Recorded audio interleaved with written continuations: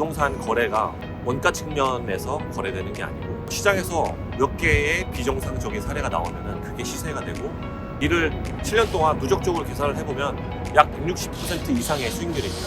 이는 주식 투자, 코인 투자랑 비교를 해서도 상당히 높은 숫자이고 내가 지분을 투자를 했을 때 그 자산이 소유자가 한 명이고와 소유자가 100명 이상인 경우에는 당연히 이제 의결권이 희석이 되기 때문에 우선 이제 위펀딩에 대한 이야기를 나눠보면은 오늘은 이제 위펀딩의 과거 7년, 그 다음에 과거 7년이 가능하게 했던 현재 저희의 강점, 그리고 앞으로 위펀딩은 어떻게 나아갈 것이냐 이런 이야기를 해보고 싶습니다. 단 한마디로 정의를 해보면은 거의 유일무이하게 부동산 투자를 통해서 유일하게 수익을 낸 디지털 부동산 투자 회사, 이렇게 정의를 할 수 있을 것 같습니다. 그래서 이제 이거를 좀 더 쪼개보면은 4가지 시장 측면에서 이야기를 나눌 수 있을 것 같은데, 첫 번째는 그냥 일반적인 투자 시장입니다. 일반적인 투자 시장이라고 하면 주식, 채권, 부동산, 코인까지 요즘에는 포함을 시킬 수가 있겠죠.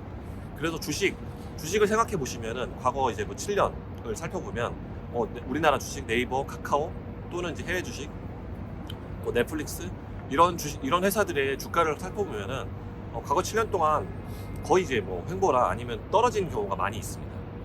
코인 같은 경우에도 한때 이제 올랐지만 지금은 또 많이 떨어져 있는 상태고, 이 주식과 코인 같은 경우에는 이제 등락이 크기 때문에 내가 이제 꾸준하게 수익을 보기엔 좀 어려운 자산입니다. 하지만 이제 부동산 투자 같은 경우에는 안전 자산이고 부동산이라는 이제 담보 자산이 있기 때문에 수익 변동률이 그렇게 크지 않은 상황입니다. 그래서 다른 주식과 이제 코인에 비해서는 이제 부동산이라는 자산은 안전 자산이고, 다른 이제 그 주식과 코인에 비해서는 부동산은 그래도 꾸준하게 수익을 낸 그런 자산입니다. 그래서 저희 위펀딩도 이 부동산 투자 카테고리에 있기 때문에 저희는 다른 자산보다는 좀 안정적인 수익을 과거 내드렸습니다. 그렇다면 이제 수익률에 대한 이제 이야기가 궁금하실 텐데요. 두 번째 시장에서 말씀을 드려보겠습니다. 두 번째 시장은 부동산 투자 시장 측면입니다. 주택 같은 경우에는 저희가 이제 과거에 계속해서 부동산 상승기, 최근에 이제 급상승기를 겪다가 좀 이제 하락하는 또는 이제 보합의 모습을 보이고 있는데, 실제로 이제 부동산 투자를 내가 한 5천만 원이나 1억을 가지고 있다고 하면은 선택지가 그렇게 많지 않습니다. 갭 투자를 하거나 아파트 갭 투자를 하거나 또는 이제 변두리에 있는 토지 투자를 한다거나 아니면은 구분 소유 상가 또는 이제 오피스텔 또는 이제 분양형 호텔, 이러한 자산들에 밖에 투자를 할 수가 없는데, 이런 자산들 같은 경우에는 정보의 비대칭성이 상당히 심합니다. 디벨로퍼는 원가가 얼마 들었는지 잘 알 수 없고, 그 다음에 그렇기 때문에 이거는 이제 얼마에 거래되느냐에 따라서 가격이 결정이 되는데, 이 상황에서는 정보의 비대칭성 때문에 이제 매우 왜곡이 될 수가 있습니다. 가치가 왜곡이 될 수가 있습니다. 그래서 이제 최근에 오피스텔을 이제 분양을 받았다거나, 특히 이제 최근에 많이 분양했던 하이엔드 오피스텔, 그 다음에 이제 수익률을 보장하겠다는 이제 분양형 호텔, 이런 것들은 지금 수익률이 5%도 당연히 안 되고 3% 이하, 이제 이자 부담이 이제 커지면서 마이너스가 된다거나, 또는 이제 매각을 하고 싶어도 수익률이 좋지 않기 때문에 매각이 되지 않죠.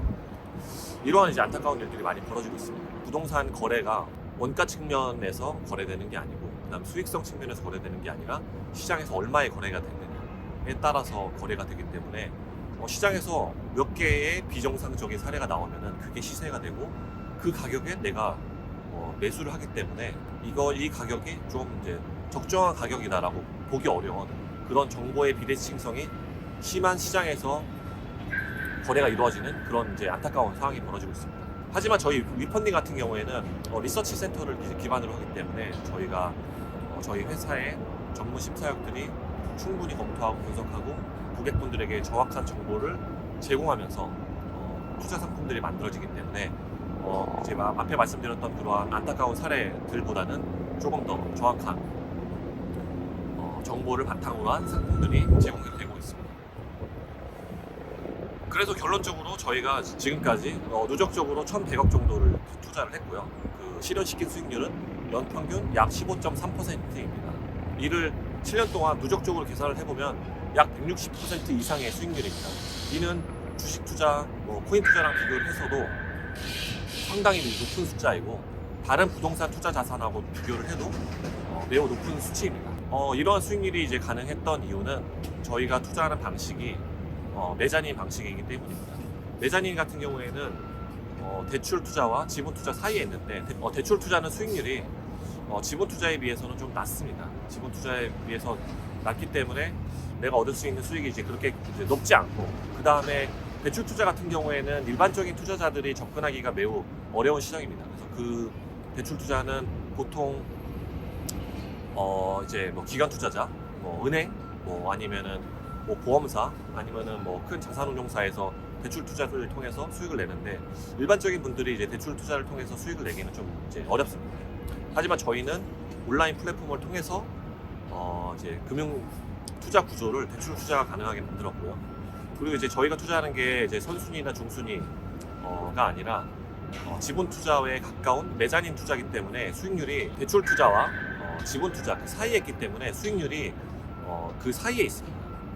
그래서 지분 투자에 매우 높은 수익률, 50%, 100%에 가까운 수익률이 있기 때문에 저희가 누적적으로 약 10% 중반의 수익률을 계속해서 내드릴 수 있었던 것입니다. 그리고 이제 메자닌 투자 같은 경우에는 대출 투자와 지분 투자 두 가지 특성을 모두 가지고 있습니다. 대출 투자의 담보권을 이제 가지고 있으면서 지분 투자의 높은 수익률을 이제 획득할 수 있는 그러한 장점이 있습니다. 그래서 저희가 지금까지 부실이 없이 고객분들에게 높은 수익률을 지속적으로 제공을 해드릴 수 있었습니다. 세 번째 측면은 과거 구 이제 P2P 시장, 지금은 이제 온라인 투자 금융업, 온투업 시장입니다. P2P 시장 같은 경우에는 과거 약 400개에서 500개 정도, 과거 약 한 300개에서 400개 그 정도까지 이제 회사들이 많이 있었습니다. 그래서 이제 여러 가지 문제들이 많이 있었는데요. 비도덕성이라든지 아니면 비전문성이라든지 이러한 것들 때문에 고객분들의 자산을 이제 고객분들의 자산에 손실이 생긴다거나 여러 가지 이슈들이 많이 있었습니다. 하지만 2021년 온라인 투자 연계 금융업법이라는 이제 새로운 법률이 제정이 됐습니다. 이는 전 세계 최초였고 우리나라에서 약 15년 만에 새로운 금융회사가 탄생을 한 것입니다. 그래서 우리나라가 이제 IT 강국이다 보니까 IT를 이용한 금융 이제 최초로 국내에서 법으로 인정을 해주고 법의 테두리 안에서 이러한 서비스를 고객에게 제공할 수 있게 만든 것입니다. 그래서 당연히 이제 고객에게 이러한 서비스를 제공하기 위해서는 높은 인적, 물적 요건을 갖추게 해놨고, 그 최초에 설립할 때랑 변동이 없는지 지속해서 모니터링을 정부에서 하고 있습니다. 그렇기 때문에 지금 온라인 투자 연계 금융업법상 등록된 회사들 같은 경우에는 과거의 회사들보다는 조금 더 투명성이나 좀 안정성이 담보가 됐다고 볼 수 있습니다. 과거 이제 한 300-400개 정도의 회사가 지금은 다 없어지고 한 30개에서 40개 정도 살아남았습니다. 그러면서 이제 옥석 가리기라고 하죠. 그래서 좋은 회사들, 그 다음에 좀 안정적으로 운영할 수 있는 회사들만 지금은 남았고요. 리펀딩 같은 경우에는 물론 이제 저희가 누적 투자가 지금까지 110억이라서 그렇게 큰 숫자는 아니지만 좀 이제 작지만 안전하고 단단하게 그렇게 성장을 시켜왔습니다. 그래서 7년 동안 이제 살아남은 것, 그 다음에 저희의 평판이 이제 상대적으로 꽤 좋은 것, 이것을 살펴봤을 때 다른 이제 회사들보다는 경쟁 우위에 있다고 생각합니다. 그 다음에 이제 네 번째 시장은 이제 조각투자, 조각투자 DABS, 디지털 자산 유동화 증권 시장과 비교를 해볼 수 있을 것 같습니다. 요즘에 이제 조각투자가 이제 그 가이드라인 나오면서 많이 활성화되려고 하고 있는데, 저희 이제 온라인 투자 금융업이랑 이제 비교를 해보면 온라인 투자 연계 금융업과 DABS의 이제 가장 큰 차이점은 뭐냐면 바로 이제 투자하는 권리입니다. 온라인 투자 금융업법상 투자하는 권리는 바로 이제 원리금 수취권입니다. 원리금 수취권은 대출 채권을 기초로 한 원금과 이자를 수취할 수 있는 권리입니다. 그 다음에 이제 DABS 같은 경우에는 디지털화된 유동화 증권. 그렇기 때문에 요거는 이제 지분의 가치입니다. 그래서 이제 온투업은 대출, 그 다음에 이제 DABS는 지분이라고 이제 보시면 될 것 같습니다. 둘 다 이제 온라인으로 투자가 이루어지기 때문에 투자하는 이제 방법에 대해서는 큰 차이는 없고요. 투자는 이제 권리에 대한 차이가 있는데 여기서 좀 이제 대출 채권과 지분 투자의 가장 큰 차이점을 보면은 대출 채권은 지분 투자보다는 이제 선순위 권리가 있기 때문에 조금 더 수익률이 조금 더 리스크가 적습니다. 그만큼 이제 수익률이 좀 더 낮다고 볼 수 있죠. 지분 투자는 어떤 대출에 대한 뭐 담보권 이런 것이 없고 부동산 가치 하락이 되면은 바로 내 이제 원금이 이제 하락하는 그러한 이제 특징이 있습니다. 그 다음에 이제 이러한 이제 가장 근본적인 특징이 있고 이것이 이제 디지털로 됐을 때 디지털로 되고 디지털은 이제 우리가 이제 온라인화 어떤 하나의 자산이 온라인화가 되고 그 온라인에서 이제 여러 투자자들의 이제 권리를 나눠 갖게 되는데 여기서 좀 큰 차이가 있습니다.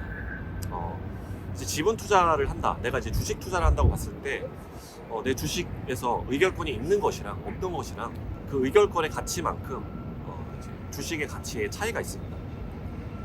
그 말은 내가 이제 이 자산, 내가 가지고 있는 주식, 그 기업의 이제 권한, 이제 취득과 관리, 처분에 대한 권한이 없다고 하면은 그만큼 이제 가치가 떨어지는 게 이제 보통이고요. 그런 소수의 이제 권리자들이 많으면은 지분권이 희석이 되기 때문에 당연히 이제 가치로 하락을 하게 됩니다. 부동산에서도 이제 마찬가지의 현상이 벌어지고 있는데 예를 들면은 이제 구분상가 같은 것입니다. 구분상가나 구분 오피스, 구분 소유인 건물과 하나의 소유권인 경우에 가치의 차이가 매우 많이 납니다. 하나의 소유주가 관리하고 있는 오피스 빌딩 같은 경우에는 평당 뭐 3천에서 4천만 원에 또는 이제 평당 뭐 4천만 원 이상의 거래가 된다고 하면은 소유권이 여러 명인 경우에 층마다 소유자가 다른 경우에는 그 가격이 적게는 뭐 10%에서 많게는 30%까지의 가치 하락이 발생하고 있습니다. 적게는 10%에서 많게는 30%까지 통건물과의 가치 차이가 발생하고 있습니다. 그 이유는 바로 의결권 때문입니다. 의결권이 있는 경우와 없는 경우, 그 다음에 이제 의결권이 있어도 작은 경우에 이 건물을 관리를 할 때 전문적인 사람이 하나의 이제 전략으로 관리를 해야 되는데 소유주가 여러 명이게 되면은 이제 일단 뭐 모여야 되고 의사 합치도 이제 되게 어렵기 때문에 그만큼의 가치 하락이 발생하는 것입니다. 그래서 이제 이 얘기를 조각 투자에 비교를 해보면은 내가 지분을 투자를 했을 때 그 자산이 소유자가 한 명이고와 소유자가 뭐 100명 이상인 경우에는 당연히 이제 의결권이 희석이 되기 때문에 하나의 소유로 돼 있던 건물이 수백 명의 건물주가 되는 경우에는 그 의결권의 희석만큼 가치 하락이 발생합니다. 그러한 현상이 지금도 이루어지고 있고 리츠의 경우에서도 그러한 현상들이 벌어지고 있습니다. 하지만 이제 온라인 투자 연계금융업법상 투자하고 있는 권리인 원리금 수취권은 그 기초 자산이 대출 채권입니다.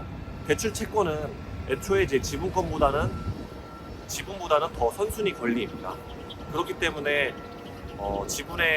지분권자의 의결권이 이제 없죠. 이 대출 채권은 아무리 여러 명의 투자자로 조각이 되고 이 권리가 쪼개진다고 해도 가치 하락이 없습니다. 왜냐하면은 쪼개진다고 했을 때 훼손되는 어떠한 권리가 없기 때문입니다. 내가 조각 투자를 한다고 했을 때 지분 투자로 하는지 또는 대출 투자로 하는지를 살펴보면 내가 투자를 이제 했을 때 원금이 어떻게 되는지를 살펴볼 수 있을 것입니다.